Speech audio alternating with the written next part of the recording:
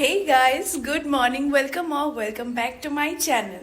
আজকে অনেক দিন পর এভাবে হাতে ফোন নিয়ে ভ্লগ করছি। মাঝখানে অনেকগুলো দিন একটু হেক্টিক গেছে বলে কোনো রকম ভ্লগটা কিছু করতে পারিনি। লাস্ট ভ্লগ ছেড়েছি হলো সেই বেনারসের ভ্লগ। তারপরে বাড়িতে এসে মামামের কিছু কিছু ভিডিওস ছিল, সেগুলো ছেড়েছি। কিন্তু এভাবে করে ভ্লগ বাড়িতে আসার পর এই প্রথম করছি, কারণ বাড়ি নিয়ে একটু মানে একটু দোনমনে ছিলাম। কারণ আমার খুবই ইচ্ছে করছিল যে আমাদের যেই সামনে ড্রয়িং রুমটা, মানে আমার বাড়ির মোট 1 2 3 4 5 6 ছটা রুম, ঠাকুর ঘর নিয়ে রান্নাঘর নিয়ে মোট ছখানা রুম। তার মধ্যে একটা হলো সব থেকে বড় রুম, যেটা আমি ড্রয়িং রুম করেছি, মানে এই রুমটা যেটা একদম সামনের রুম। তো সেটাকে আমি ভাবছিলাম একটু সাজানো গোজানোর প্ল্যান, যার জন্য সেটা নিয়েও একটু বিজি ছিলাম, পড়াশুনো নিয়ে বিজি ছিলাম। আর অবভিয়াসলি এটা বিয়ের সিজন নিয়ে একটু হেক্টিক চলছে। তো সেজন্য ভাবছিলাম যে একটা ব্লগ তো করতেই হয়, কারণ যদি বাড়ির কিছু করি বা আমার জীবনে কিছু হয় সেটা তোমাদের সাথে শেয়ার করবো না, সেটা হতেই পারে না। গত 1 বছর ধরে যা যা হচ্ছে আমার লাইফে সব কিছু ক্যাপচার করে সেটা তোমাদের সাথেও শেয়ার করার চেষ্টা আমি করেছি, যতটা সম্ভব হয়েছে করেছি। মাঝখানে অনেকগুলো দিন মিসও গেছে, তার জন্য এক্সট্রিমলি সরি, আর কোনো দিন হবে না। তো যাই হোক, এখন আসি পয়েন্টে। ব্লগটার করার মানে কি? ব্লগটা করার মানে হলো যে যেই জিনিসগুলো আমি এই এই রুমটার জন্য পার্টিকুলারলি ভেবেছিলাম যে এই রুমটাকে আমি এইভাবে সাজাবো, মানে সত্যি কথা বলতে আমিও ভাবিনি, ঠিক আছে। এটা আমি গুগল জেমিনাই থেকে ইন্সপো নিয়েছিলাম যে এই রুমটাকে কী করে সাজানো যায় বা কীরকম। আমি এখানে ছবিটা ক্লিপ করে দেবো যে জেমিনাই আমাকে কি বলেছিল যে রুমটা এরকম ছিল ফার্স্টে, তো সেটাকে এইভাবে সাজানো যেতে পারে। তো আমি গুগল জেমিনাইকে একটু বেশি সিরিয়াসলি নিয়ে ফেলেছি, আর সেটাকে আমি পার্টিকুলারলি ওভাবেই সাজানোর চেষ্টা করেছি। শুধু ওয়ালে আমি এখন কিছু করতে চাইনি, ওয়ালে আমি ডাবল প্রাইমার মেরে দিয়েছি, কারণ ওয়ালের জন্য এখন প্রচুর খরচা হয়ে যেত, আর এখন সেটা করা যাবে না। তো প্রচুর খরচা অলরেডি হয়ে গেছে, তো ওয়ালের জন্য আমি পার্টিকুলারলি কোনো কিছু আর করিনি। বাট বাকি যে অ্যাক্সেসরিজগুলো আছে সেগুলো আমি ঠিক সেমভাবে অর্গানাইজ করার চেষ্টা করেছি। তো তোমরা রুমের বিফোর আর আফটার লুকটা দেখে নাও।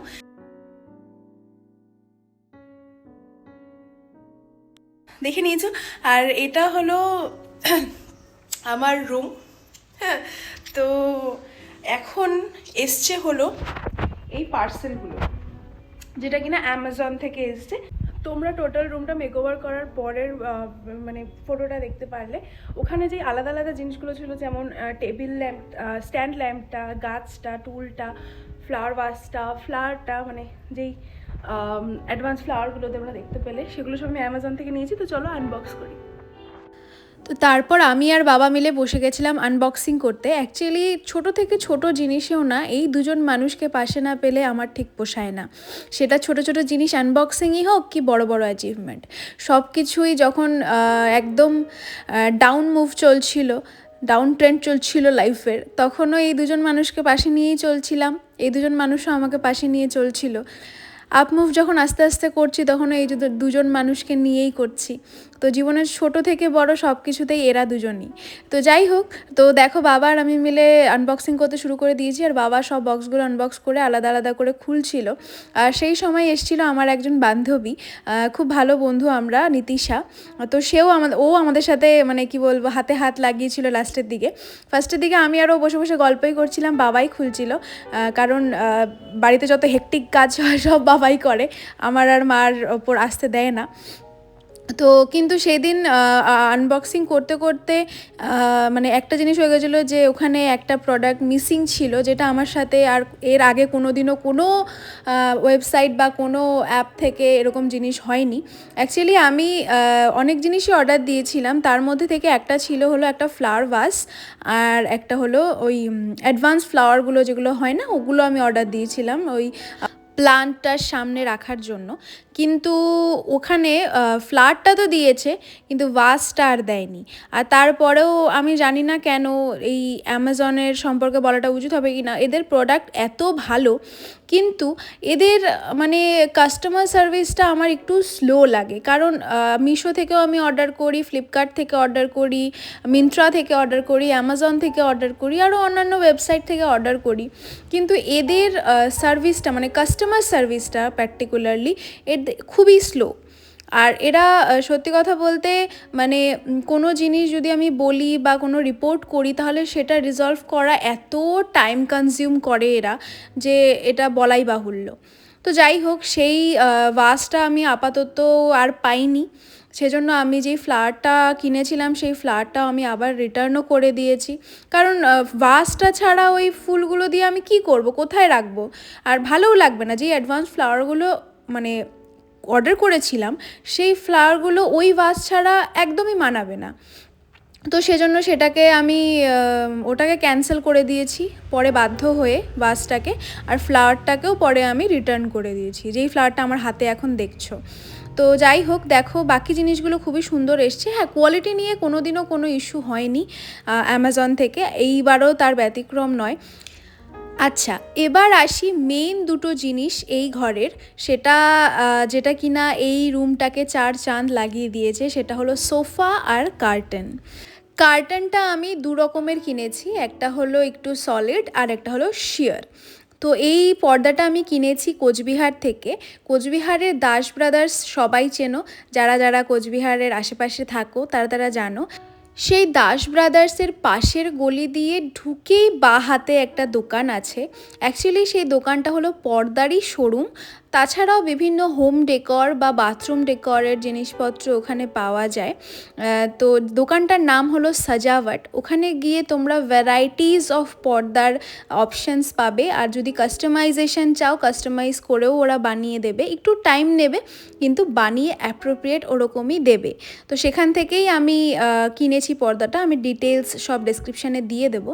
আর রইল বাকি সোফাটা আমরা বানিয়েছি কাস্টমাইজ করে আমাদেরই মাথাভাঙার একটা লোকাল শোরুম থেকে, নাম নটরাজ। তো সেখানে এই সেটটা আমরা অর্ডার দিয়ে কাস্টমাইজ করে বানিয়েছি। এই সেটটার মধ্যে ছিল একটা এল শেপড সোফা, দুটো টুল আর একটা সেন্টার টেবিল। তারপরে অ্যামাজন থেকে আমি এই টুল আর এই ফেক প্ল্যান্টটা অর্ডার দিয়েছি।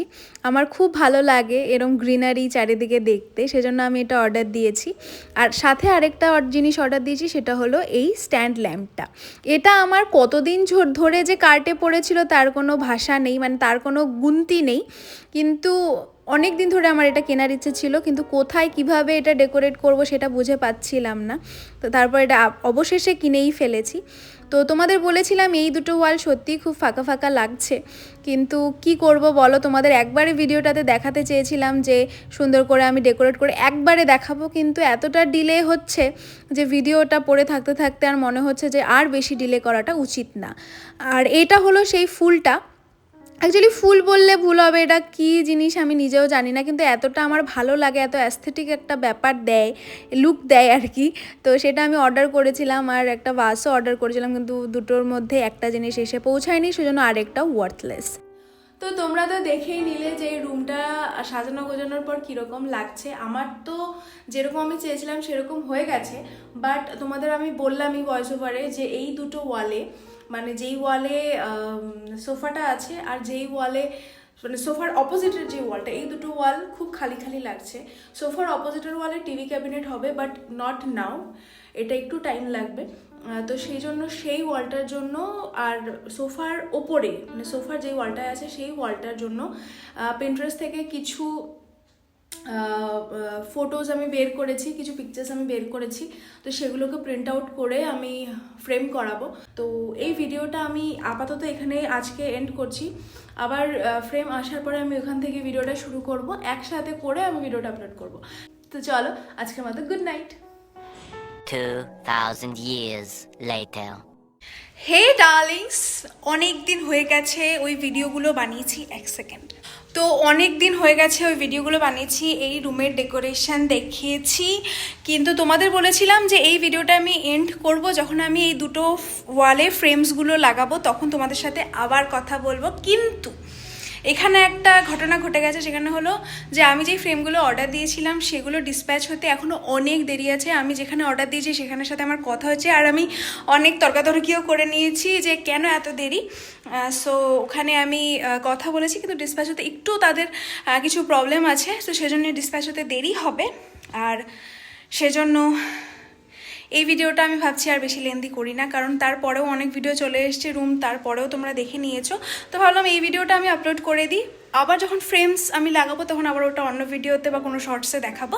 তো চলো এই ভিডিওটা এখানেই শেষ করছি, আবার দেখা হবে তোমাদের সাথে কোনো নতুন ব্লগ ভিডিও বা মেকআপ নিয়ে। ততক্ষণের জন্য টাটা।